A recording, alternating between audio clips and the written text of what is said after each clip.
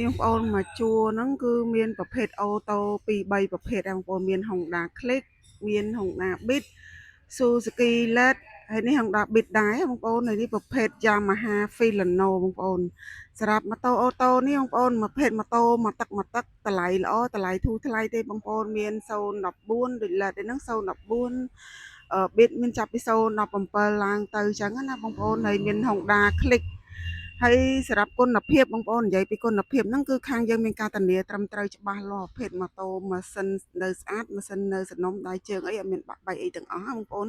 ហើយសម្រាប់ការបង់រំលោះវិញបងប្អូនបង់រំលោះជាទូទៅគឺបង់ចាប់ពី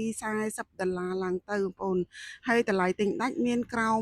1000តិចតួចអីទេតម្លៃធូរថ្លៃខ្លាំងណាបងប្អូនប្រភេទម៉ូតូស្អាតណាអញ្ចឹងសម្រាប់បងប្អូនដែលចង់បានប្រភេទម៉ូតូអូតូបងប្អូនអាចមករកនៅហាងលយៗយើងបានបងប្អូនធានាគុណភាពធានាតម្លៃល្អនិងទំនួលខុសត្រូវជូនបងប្អូនណាចង់បានកុំភ្លេចឆាតចូល Page ឬក៏តាម Telegram របស់ហាង